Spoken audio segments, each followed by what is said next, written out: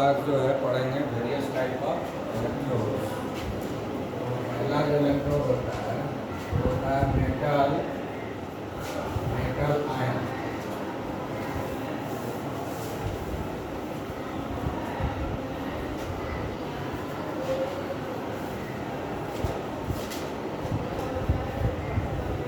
पहला है metal ion electrode. ठीक है, इसी को हम लोग ज़्यादातर जानते हैं।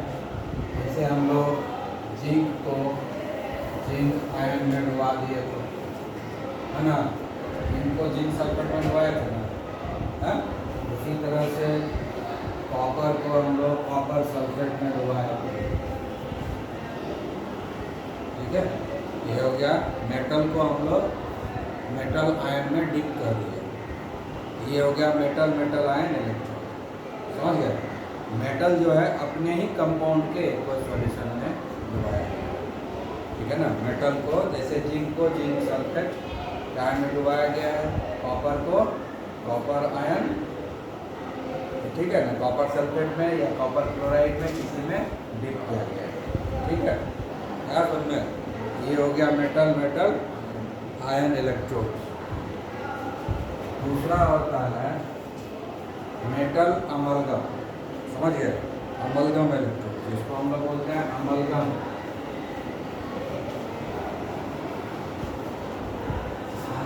इलेक्ट्रोड।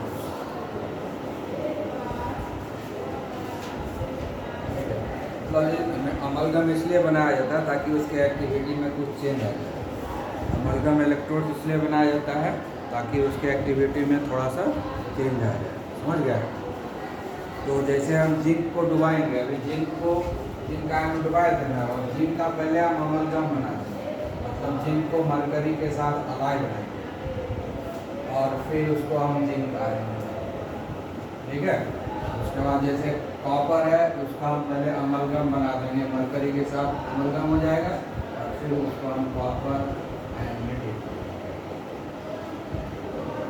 तो इससे क्या होता है, एक्टिविटी में थोड़ा चेंज हो जाता है। समझ गया? उसके बाद आता है गैस इलेक्ट्रोड।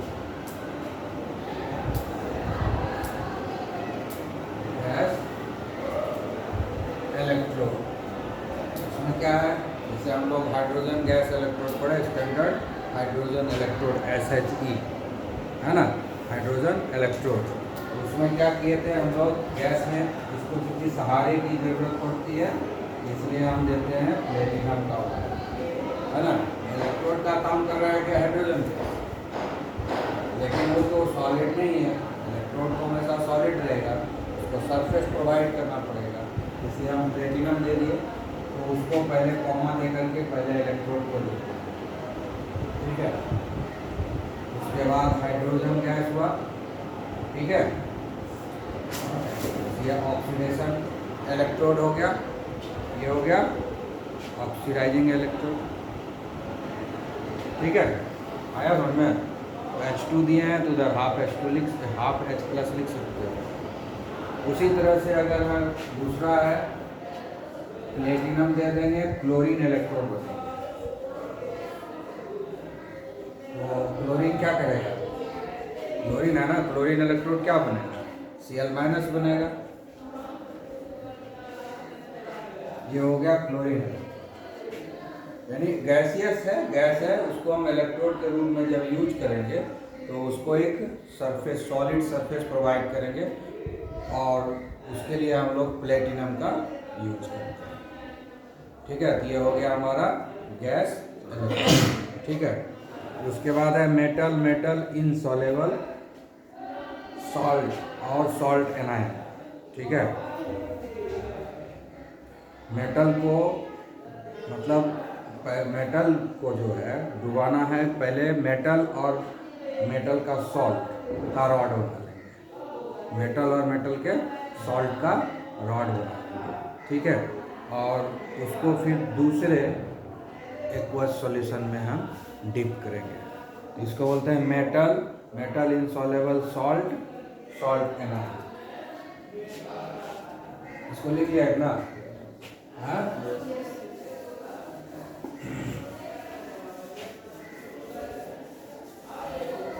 ये सब एनसीईआरटी में नहीं है, लेकिन जानकारी होनी चाहिए, समझ गए? आई बात समझ में? तो ये अपनी बात 3 दिए था ना, मेटल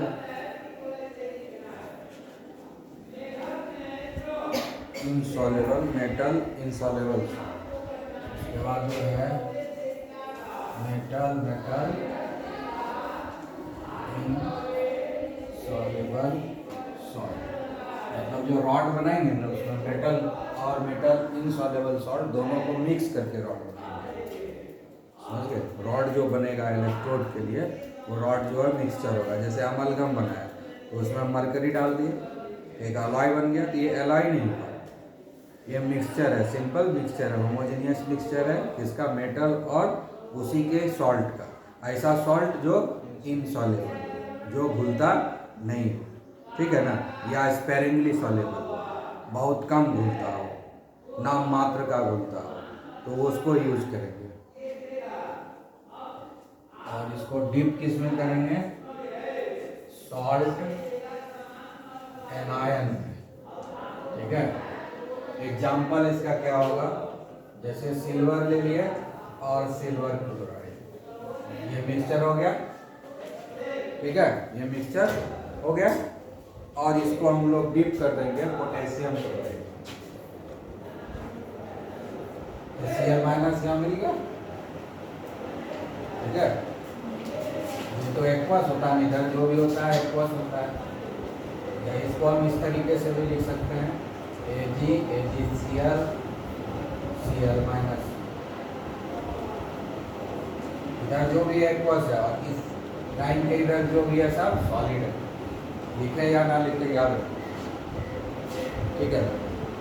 तो यहाँ पर क्या है, सिल्वर क्लोराइड जो पोटेशियम क्लोराइड में घुलता नहीं है, लेकिन उसमें एनायन कॉमन है, और सिल्वर को सिल्वर क्लोराइड के साथ मिक्स करके रॉड बना लिए, और फिर उस रॉड को पोटेशियम क्लोराइड सॉल्यूशन में डिप कर दिया, ठीक है? ये हो गया। उसके बाद और एक एग्जांपल है इसका, Hg, मरकरी को एक्वस क्लोराइड में दे दिए, सॉलिड है, ठीक है? और इसको भी हम KCl में, इसको भी हम ऐसे लिख सकते हैं, HgCl2, ठीक है? मतलब इसमें क्या है, ये काम कर रहा है इलेक्ट्रोड का, ये काम कर रहा है, मेटल नहीं काम कर रहा है, आई बात समझ में? क्लियर? और इसके बाद लास्ट में है जो सबसे कॉमन है, वह है रेडॉक्स इलेक्ट्रोड, ठीक है? रेडॉक्स इलेक्ट्रोड में क्या होता है कि दो सॉल्ट सॉल्यूशन को मिला देते हैं, ठीक है? दो सॉल्ट सॉल्यूशन को मिला करके उसके सॉल्ट सॉल्यूशन में ही ट्रीट कर देते हैं, ठीक है? प्लेटिनम का सरफेस रहेगा, प्लेटिनम का सरफेस रहेगा, और उसको हम लोग डुबा देते हैं, दो ऐसा एक्वस सॉल्यूशन जो बनाएंगे ना उसमें ऑक्सीडेशन स्टेट डिफरेंट होगा, ठीक है?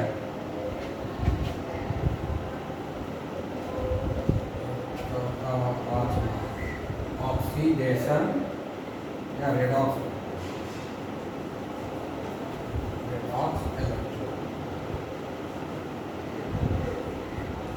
इस केस में हम लोग क्या करते हैं, प्लेटिनम को इलेक्ट्रोड के रूप में यूज करेंगे, प्लेटिनम को इलेक्ट्रोड के रूप में यूज करेंगे, और इसमें एक ही सॉल्ट का एक ही मेटल का दो तरह का सॉल्ट यूज करेंगे, और दोनों का एक्वस ही सॉल्यूशन होगा, ठीक है?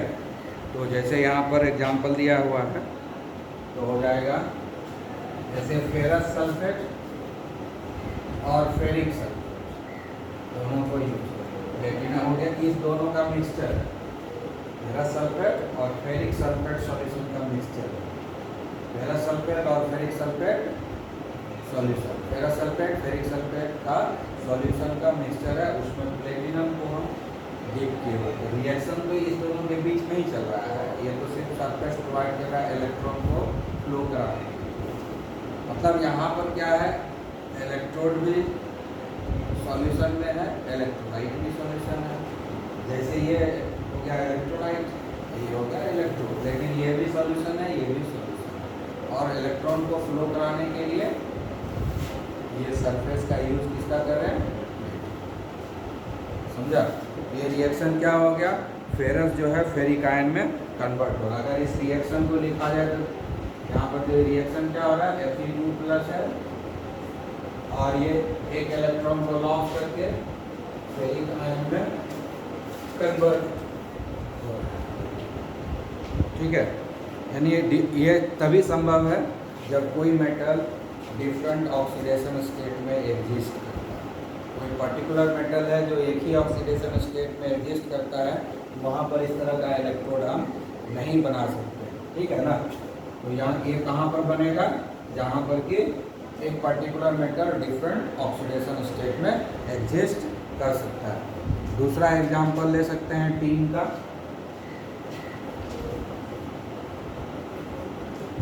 ठीक है, stannous will get converted into stannic.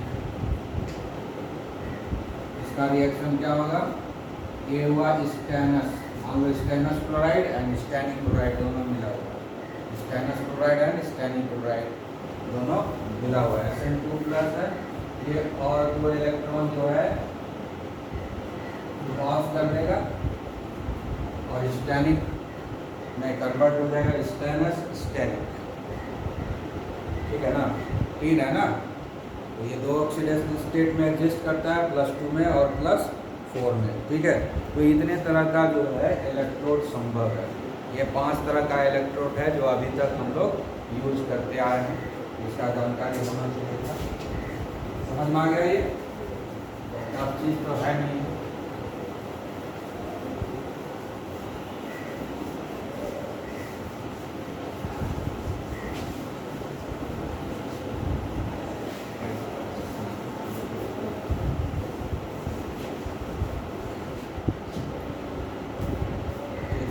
उसके बाद जो है हम लोग पढ़ चुके हैं क्या क्या अभी तक, स्टैंडर्ड हाइड्रोजन इलेक्ट्रोड पढ़ लिए, मेजरमेंट ऑफ इलेक्ट्रोड पोटेंशियल पढ़ लिए कि कैसे हम लोग किसी पर्टिकुलर इलेक्ट्रोड का जो है निकालेंगे इलेक्ट्रोड पोटेंशियल। सेल का पोटेंशियल तो निकल ही जाता है कोई भी अरेंजमेंट में, लेकिन उसका जो पर्टिकुलर इलेक्ट्रोड का पोटेंशियल निकालना है वो भी SHE के हेल्प से निकालने के लिए सीख चुके हैं। तो मेजरमेंट ऑफ इलेक्ट्रोड हो गया, मेजरमेंट ऑफ इलेक्ट्रोड पोटेंशियल पढ़ लिए, मेजरमेंट ऑफ सेल पोटेंशियल पढ़ लिए, ठीक है। SHE का कंस्ट्रक्शन भी पढ़ लिए। अब हम लोग देखेंगे इलेक्ट्रोकेमिकल सीरीज। इलेक्ट्रोकेमिकल सीरीज क्या है, ये है इलेक्ट्रोकेमिकल सीरीज, है ना।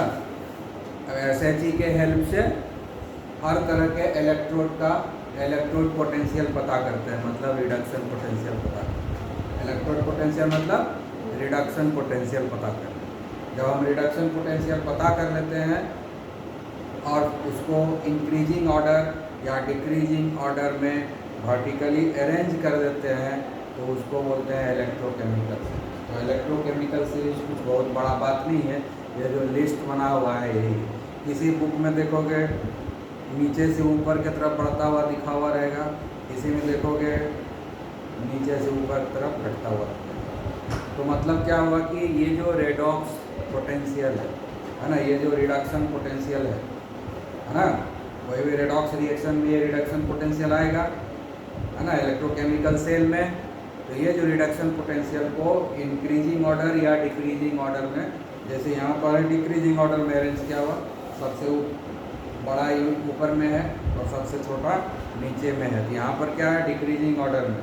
किसी किसी बुक में तुमको उल्टा भी नज़र आएगा, ऊपर में छोटा नीचे बड़ा, ठीक है ना, तो हो जाएगा इंक्रीजिंग ऑर्डर, ठीक है। तो रिडक्शन पोटेंशियल को इंक्रीजिंग ऑर्डर या डिक्रीजिंग ऑर्डर में जब हम अरेंज कर देते हैं, ठीक है ना, तो उस सीरीज को, उस लिस्ट को हम लोग बोलते हैं इलेक्ट्रोकेमिकल सीरीज। तो इलेक्ट्रोकेमिकल सीरीज समझ में आ गया क्या है। Electrochemical series is nothing but it's a list of electrode potential which is arranged vertically in increasing order और decreasing order from top to bottom, ऊपर से नीचे की तरफ हम लोग अरेंज करते हैं इंक्रीजिंग ऑर्डर में या डिक्रीजिंग ऑर्डर में। जब हम इंक्रीजिंग या डिक्रीजिंग ऑर्डर में इलेक्ट्रोड पोटेंशियल को अरेंज कर देते हैं तो उसको हम लोग बोलते हैं इलेक्ट्रोकेमिकल सीरीज। ठीक है, अब इलेक्ट्रोकेमिकल सीरीज से हमको क्या क्या फ़ायदा मिलता है ना, इसका क्या क्या यूज करेंगे वो हमको थोड़ा सा पढ़ लेना है। ठीक है, आई बात समझ में?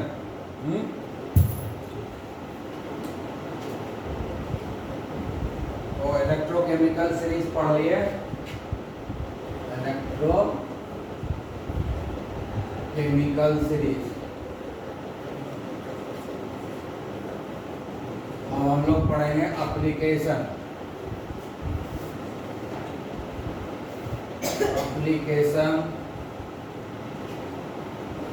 Of electrochemical series. ठीक है, इसका यूज यहाँ से लेकर के इनऑर्गेनिक केमिस्ट्री सब जगह आएगा। पढ़ना यहीं पर है, यूज जो है सब जगह आएगा, इनऑर्गेनिक केमिस्ट्री में ही ज़्यादा यूज मिलेगा। ठीक है, पहला क्या है, रिलेटिव ऑक्सीडाइजिंग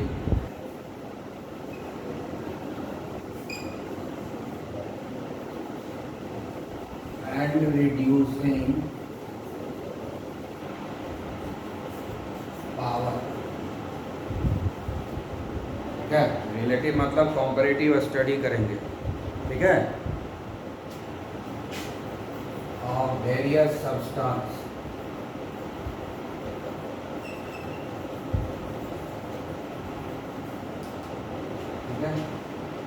तो लिस्ट में देखोगे कि कौन किसको रिड्यूस कर सकता है ना। जिसका रिडक्शन पोटेंशियल ज़्यादा है वो खुद रिड्यूस हो जाएगा, जिसका रिडक्शन पोटेंशियल ज़्यादा है वो रिड्यूस हो जाएगा, और जिसका रिडक्शन पोटेंशियल कम है वो ऑक्सीडाइज हो जाएगा। खुद रिड्यूस करेगा तो दूसरे को क्या करेगा, ऑक्सीडाइज करेगा, है ना। जैसे कि यहाँ पर है, ये जो लिस्ट है, लिस्ट को तुम देख सकते हो, है ना। ऊपर में सबसे ऊपर में जो है फ्लोरीन का है रिडक्शन पोटेंशियल वो 2.87। ठीक है, उसके बाद जो है कोबाल्ट का दिया हुआ है रिडक्शन पोटेंशियल वो 1.81 है। अगर क्वेश्चन में दिया हुआ है कि रिडक्शन पोटेंशियल जो है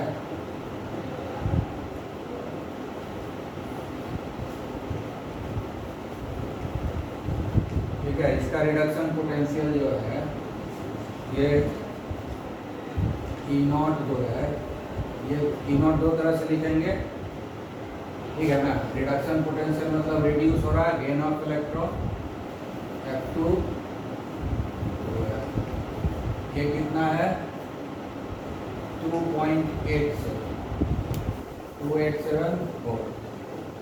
दूसरा उसके नीचे जैसे है कोबाल्ट है, ये एक इलेक्ट्रॉन को एक्सेप्ट करता है और कोबाल्ट 2 प्लस में कन्वर्ट हो जाता है। तो ये भी रिडक्शन पोटेंशियल हो गया,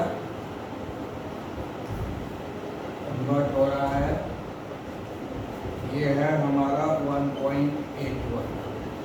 अब ये दोनों का इलेक्ट्रोड बना हुआ है, एक तरफ कोबाल्ट का दूसरे तरफ फ्लोरीन का इलेक्ट्रोड बना हुआ है।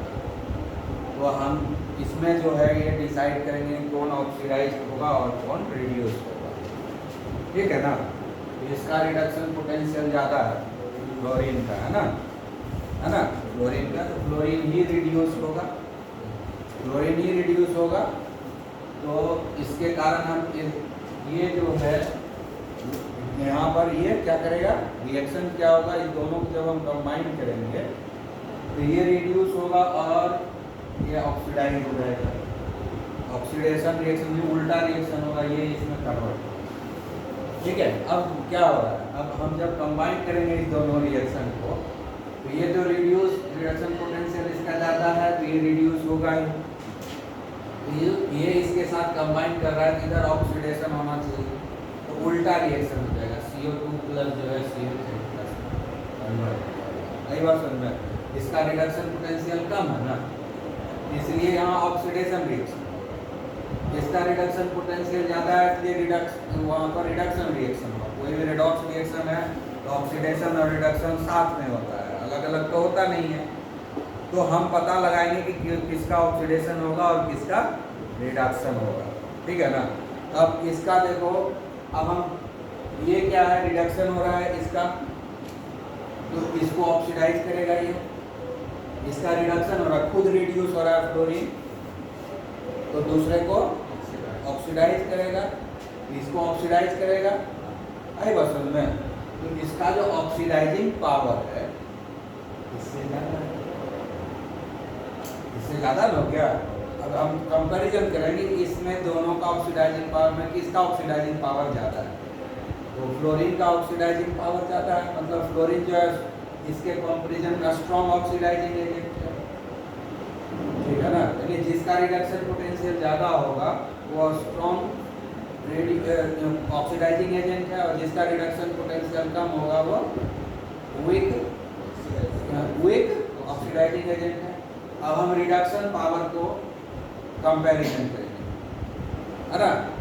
तो ये तो ऑक्सीडाइज हो रहा है, ये रिड्यूस हो रहा है, ये जो है रिड्यूस हो रहा है, ऑक्सीडाइज कौन हो रहा है, ये हो रहा है, ये ना। ये यहाँ पर क्या हो रहा है, कम है, तो यहाँ ऑक्सीडेशन रिएक्शन होगा, यहाँ ऑक्सीडेशन रिएक्शन होगा, मतलब ये खुद ऑक्सीडाइज होगा तो दूसरे को रिड्यूस करेगा, हाँ। तो CO2 प्लस जो है स्ट्रॉन्ग ऑक्सीडाइजिंग एजेंट, जिसका रिडक्शन पोटेंशियल कम है, जिसका रिडक्शन पोटेंशियल कम है वो स्ट्रॉन्ग ऑक्सीडाइजिंग एजेंट है, बात है ना, उल्टा बोल दिया। ये तो ऑक्सीडाइज हो रहा है तो रिड्यूसिंग एजेंट होगा, ये ऑक्सीडाइज हो रहा है तो स्ट्रॉन्ग रिड्यूसिंग एजेंट होगा, जिसका रिडक्शन पोटेंशियल कम है, जिसका रिडक्शन पोटेंशियल कम है वो स्ट्रॉन्ग रिड्यूसिंग, जिसका रिडक्शन पोटेंशियल ज़्यादा है, जिसका रिडक्शन पोटेंशियल ज़्यादा है वो स्ट्रॉन्ग ऑक्सीडाइजिंग एजेंट होगा, और जिसका रिडक्शन पोटेंशियल कम है वो स्ट्रॉन्ग रिड्यूसिंग एजेंट, जो दूसरे को रिड्यूस करे वही रिड्यूसिंग एजेंट होगा। समझ में आ गया, क्लियर है।